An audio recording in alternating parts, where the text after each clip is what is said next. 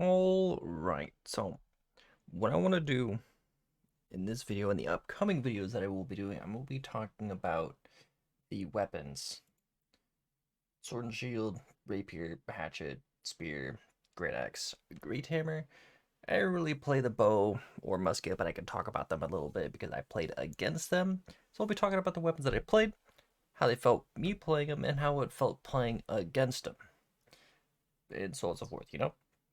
So first, we're going to talk about the sword and shield. The sword and shield is my main weapon. I know it's lower than the hatchet, but that's just because I didn't have a gem when I was tanking, so I was more on DPS than tank, unfortunately. But I have the gem now. A little late, but anyways, let's get into it. So light attack deals 100% slash damage, and the ender, the spinning combo, deals 105 slash damage. Heavy attack is thrust damage 120, and a charged heavy deals 160. Now, light attack and heavy attacks. I absolutely hate the hold heavy. I don't know why they got rid of the right click for heavy attacks. I don't know why they did that. I loved it. It would make doing the heavy attack or charged heavy much easier because there's like a threshold, right? You have, if you hold it a little bit and then you let go too soon, you'll just go straight back into a light attack. Hold it too long, you'll just do the charge heavy. It's really hard to get that just heavy attack, you know? So I wish that they would separate them again rather than having light attack or left click for light attack and left hold for heavy attack. I don't know why they changed that. I don't. I hate it. It feels like it ruins the flow of a lot of things.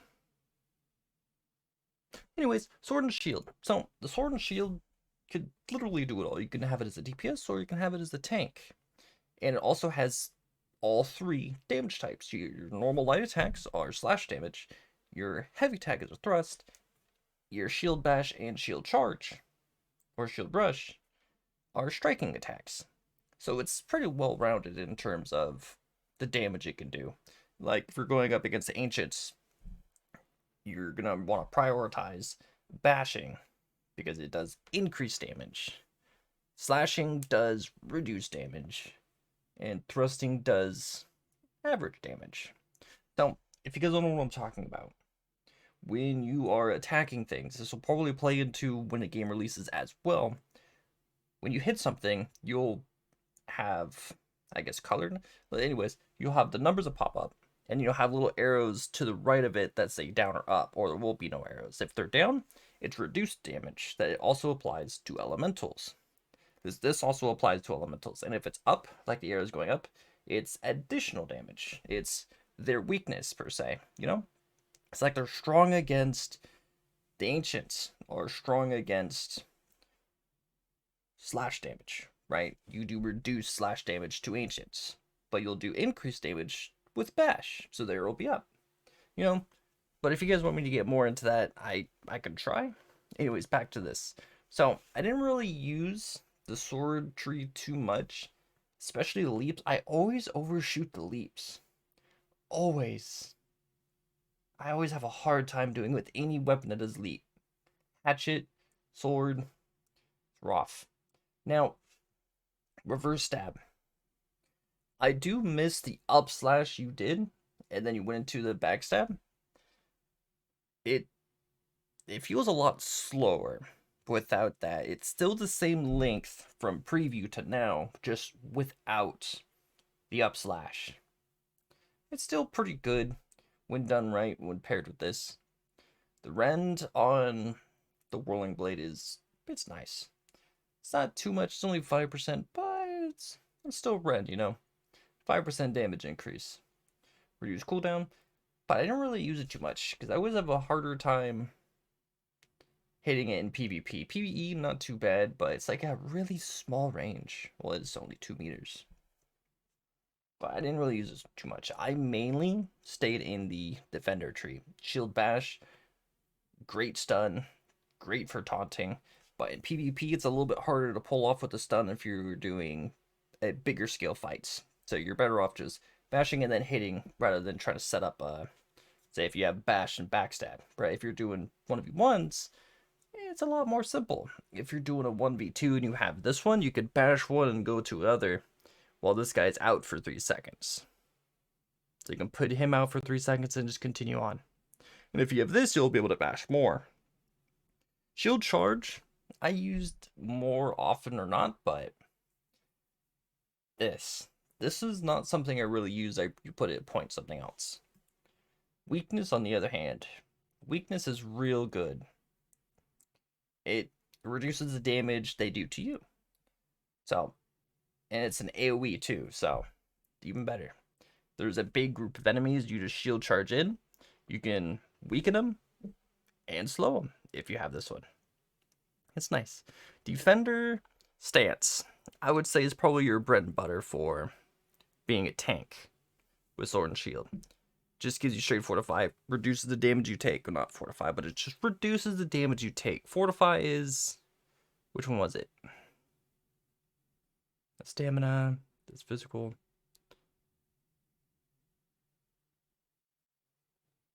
Oh, I guess I was thinking of something else. Anyways, where was I? Start back. Defensive stance is going to be your bread and butter. Sorry, I'm starting to ramble. It's going to be your bread and butter as a tank. It could be a taunt if you have the gem slotted.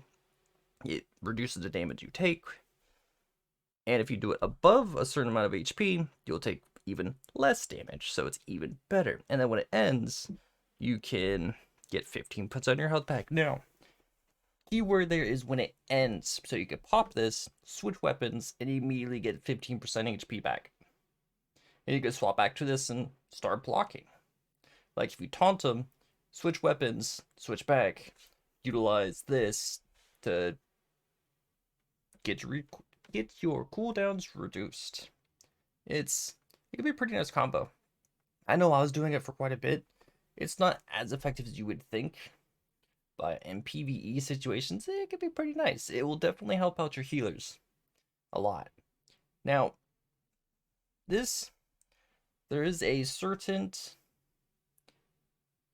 perk in your attributes that really scales well with this one. Increase maximum health by 10% of your physical armor. That ties very well with this. Just increases your armor by 15%, which in return will increase your HP by 15%. This is, I would say, is a real must. It really scales with this a lot more and helps with healers, healing you. I use Sword and Shield a lot, so this one would be good, but I switch weapons so much that this just makes my HP jump up and down and it freaks me out. Just personal preference, so I don't use this one. Stamina block is a must. Range is a little bit more up to you. I picked it up because I was doing a lot of PvP. Magical damage. There's not... Most of the time, you're going to be tangling with... This is PvP talk now. Most of the time, you're going to be tangling with people just using weapons. But if they do have a gem slot, this will help. This will help you out. In the long run, I really wanted this tree, right? I wanted to increase everybody's damage by 10%, but I couldn't really get to it since I wanted everything in here. So I went with this one. I do use this a lot in PvE sense. I don't find it too useful in PvP because everybody's always scattered about.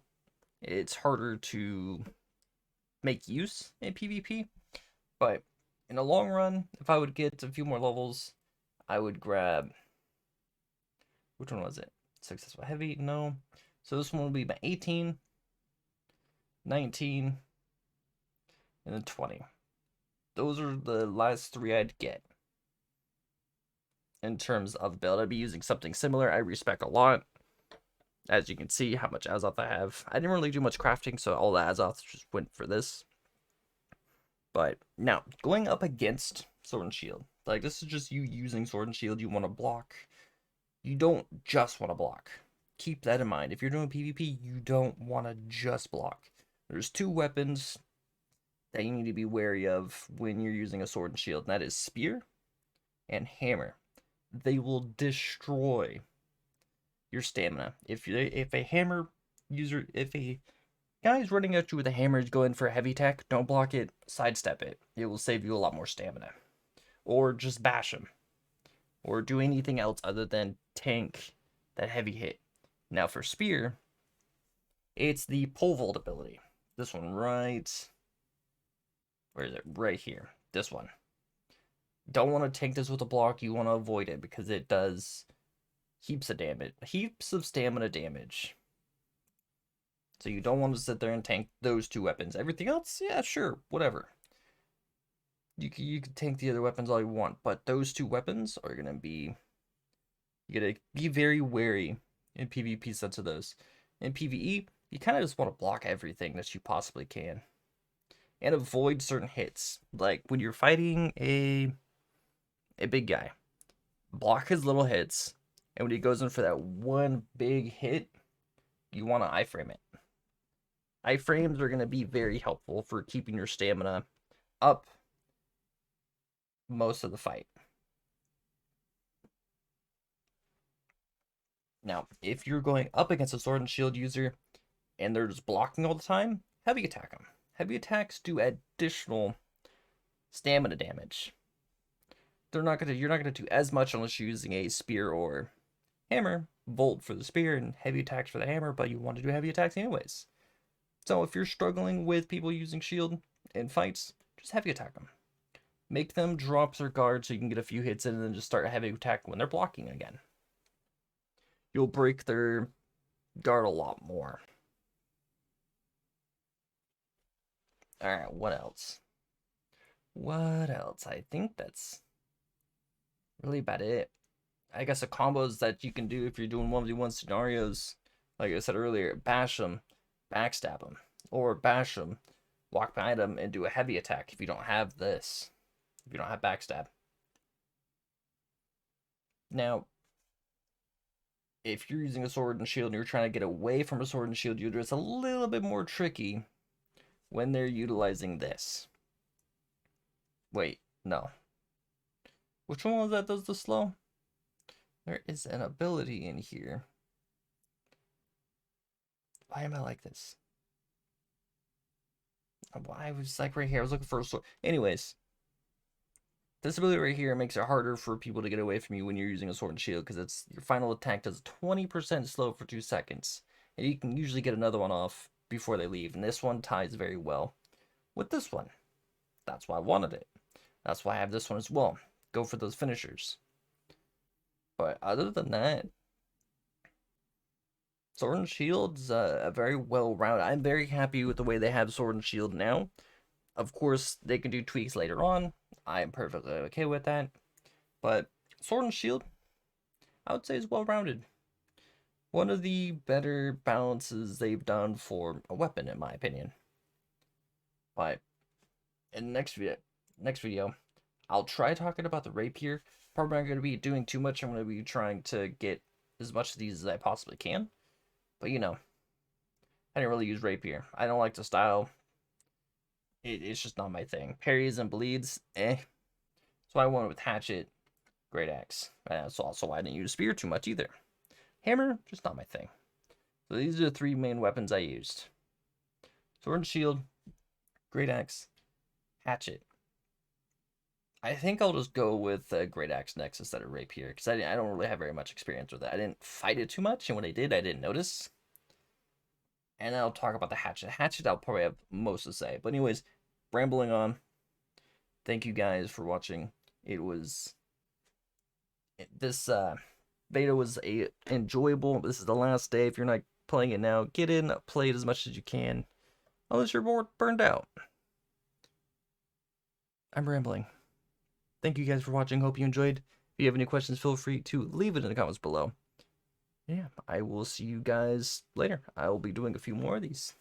Take care and be well.